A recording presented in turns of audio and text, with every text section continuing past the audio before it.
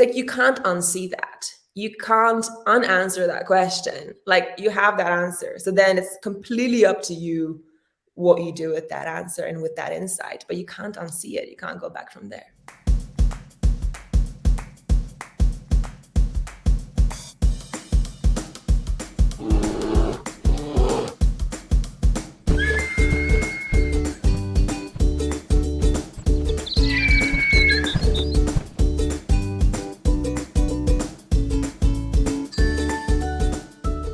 Hi, everyone. Welcome back to my next video. I've got such a treat for you today. Eva Zu Beck has joined us, very graciously and kindly agreed to join us and talk about her wonderful life and of adventure and travel as a nomad and now as an overlander. And so, Eva, thank you so much for joining us, and I'm glad you're here. Thank you, Bob. Very excited to be here with you today. I wrote you and told you I admired your courage and your wisdom. And I really mean that. I wasn't, I'm not just buttering you up. But when I was your age, I was kind of in probably the same position you were in, feeling lost in the world. And I just blended in and did what I was told. And I really admire that you didn't.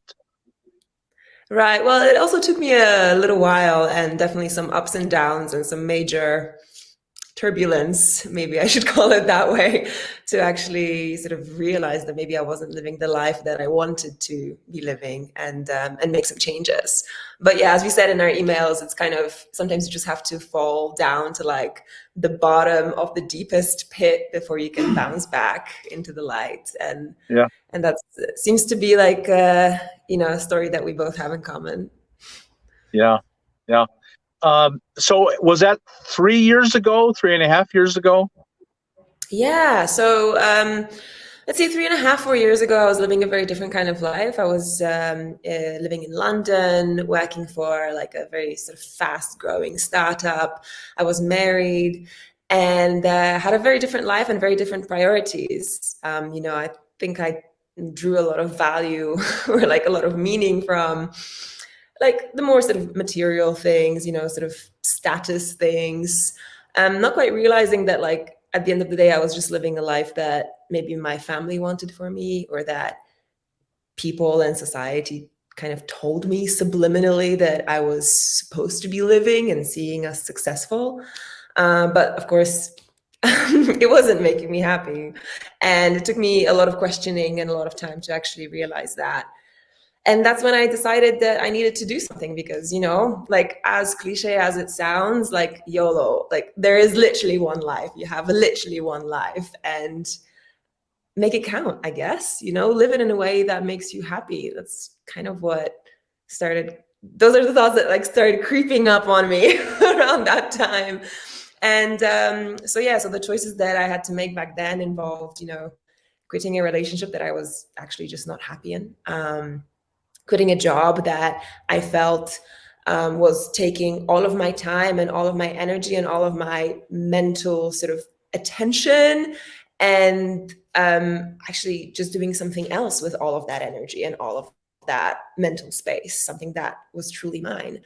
So I quit everything and bought a secondhand camera, decided to go traveling around the world, and decided to start making videos and telling stories of those travels. So it was definitely a bit of a lottery, but worked out well. So 3.5 years on, I'm in a place where, I get to travel the world and make videos and actually feel like there's a lot of meaning to what I do, which is the most important thing for me. You make it sound pretty easy, but I know it couldn't have been, because that's just a remarkable thing. Most of us just are like we're cows in the rain. It's not good, but it's what it is, and so we're just going to stay right where I've got my little friend here, as you can see. Oh, adorable. He is very adorable. He's the secret to all my success, really. But I'm just curious, were you just so miserable that you had to do something? Where did you find the courage? And I guess more important, like we Mhm. mentioned in our email, there are a lot of people now who've been shaken up by COVID, by the pandemic, by the the big economic crisis of 2008, and then the ongoing problems with the economy. And there are a lot of people who now are realizing they're not happy with their lives. Where do they find the courage? Where did you find the courage? Well, for me, I was actually talking about this with my boyfriend yesterday. Exactly, the subject is, where does one find the courage to make huge radical change in their life? Ask themselves questions about, what is it that truly makes me happy and how do I actually get there? And for me, what it took was something quite extreme. I found that my relationship was disintegrating. There was no more sort of communication. There was no more love or attraction in that relationship. And clearly, once you get to that stage, you feel that there's something really quite wrong. In my work, I felt like I was just performing a role. I wasn't really being myself. Like, I was performing this role of a successful and sort of reliable manager who always knew what she was doing. But inside, like, I knew that role that I was projecting versus what was actually happening inside, there was a huge discord there. So again, I knew that there was something very, very wrong there. And I think just the accumulation of these types of things led me to pursue a lifestyle for a while that um, that dropped me into that very deep pit. I started partying a lot. There was some substance abuse involved. I would just party until like 2 a.m., then get up at 6 to go to work, and just pursuing a very unhealthy lifestyle, like very sort of escapist. So then after a few months of that, somehow I just had like a wake up call, and I was like, what am I doing with my life? I'm just like wasting away here. There's something deeply, deeply wrong. So for me, the trigger to building something new was this like extreme darkness. But I don't think necessarily that everybody has to get to that stage in order to sort of bounce back and make change. Like, I think the biggest trigger for me, and this is something that I think everybody can do quite easily from like even the comfort of their own home, is just like start asking serious questions. Like the really big, deep, difficult questions that we usually prefer to run away from. The uncomfortable ones, like check in with yourself. Like, am I happy in my life right now? And if the answer is no, or maybe not, if the answer is along those lines, then I think it's just worth digging a little bit deeper and asking, like, what is it in my life that I'm unhappy with, and being very honest with yourself. And like, I think that's maybe one of the most difficult things that we can do for ourselves, is ask the tough questions, right? Like, Right. we don't want to That's ask questions. No, that's the hardest thing we can do, is ask those questions. We don't want to know the Exactly. answers, That's it. We're because if afraid you of the know the answers. answer and the Mhm. answer is I'm not in the least bit happy, that requires an act of courage and change. Exactly. But at least knowing that that is the case and admitting it to yourself is like, it's like you can't unsee that. You can't unanswer that question. Like, you have that answer. So then it's completely up to you what you do with that answer and with that insight. But you can't unsee it. You can't go back from there. So you had, if I remember right in your story, you had enough money to go a year or two. Yeah. So you were you were fairly safe Yeah, financially. that was definitely a huge position of privilege that I had, having worked in sort of in that sort of super busy job in London. Obviously, that gives you the kind of like safety cushion that a lot of people don't have. So I was definitely very, very privileged and very lucky in that I had that. So I could give myself that like year and a half or so to say, okay, I'm just going to try this filmmaking thing for that period of time. And if it doesn't work, if I lose all my money, I'll probably just go back to London or somewhere and try and find a new job. So you were definitely planning on being what's now called a digital nomad, Mm-hmm. working, making money on social media, basically. Yeah. So what I kind of always wanted to do in my life is be a writer. So basically tell stories.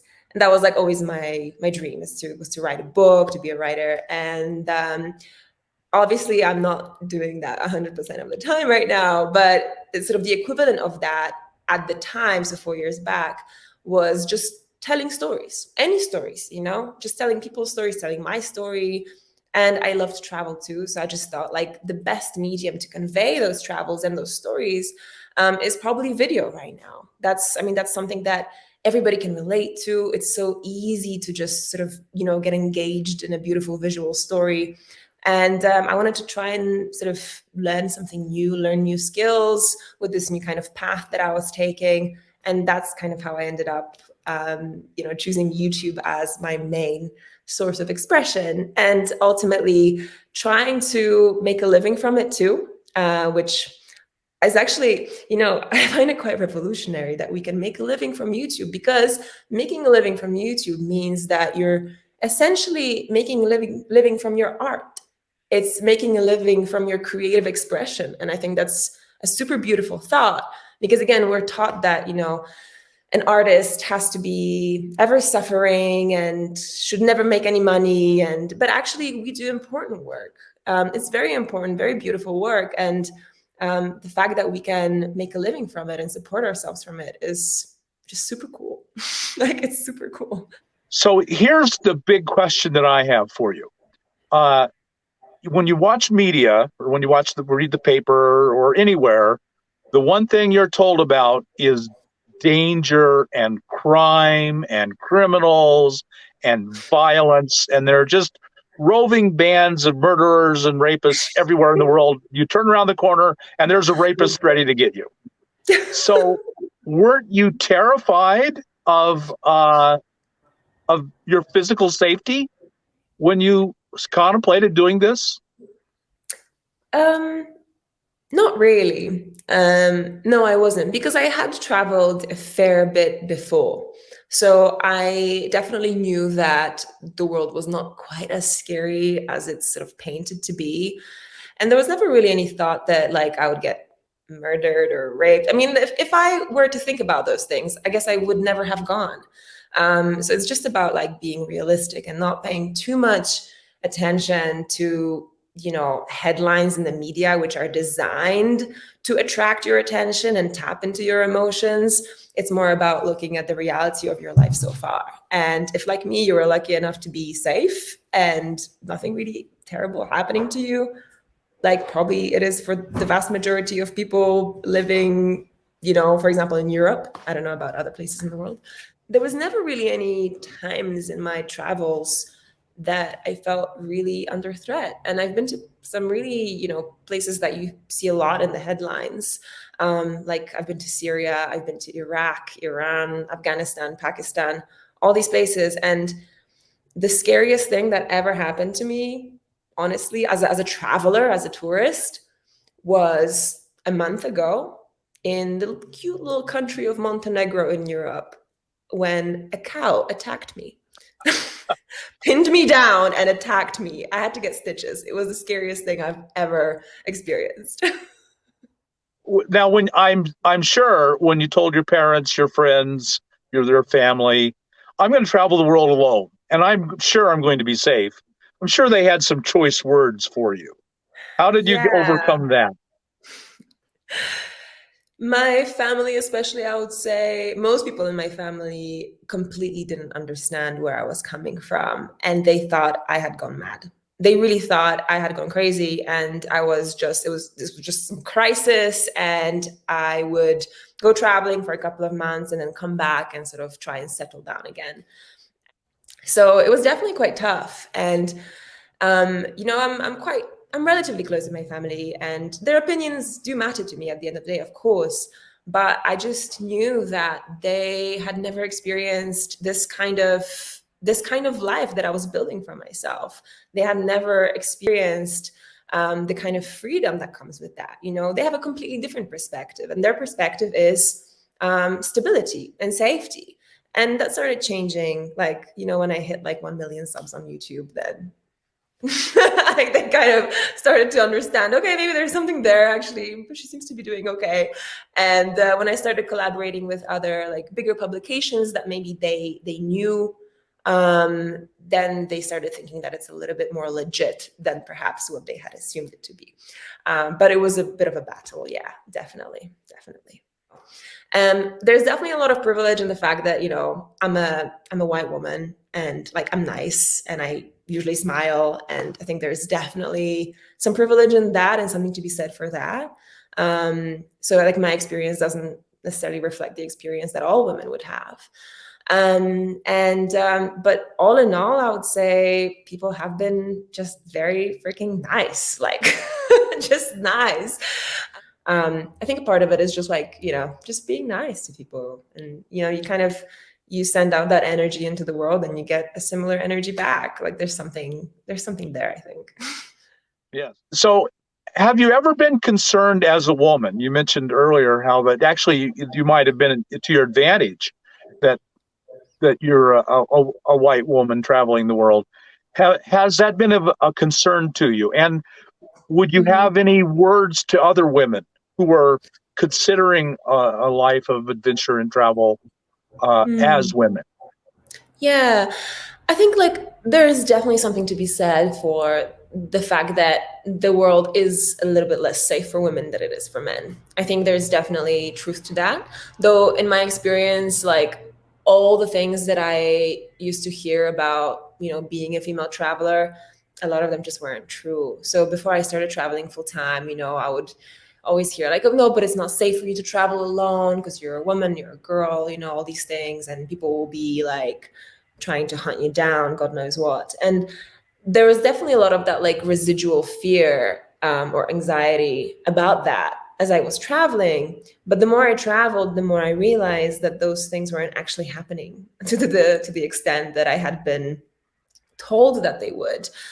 Nothing really ever happened. Like I followed some pretty basic safety rules for myself. Like whenever I went camping, I would either camp in the middle like of someone's garden, having gotten their permission and therefore kind of using their space as my safe space, or I would camp in places that were completely invisible and so remote that nobody could spot me.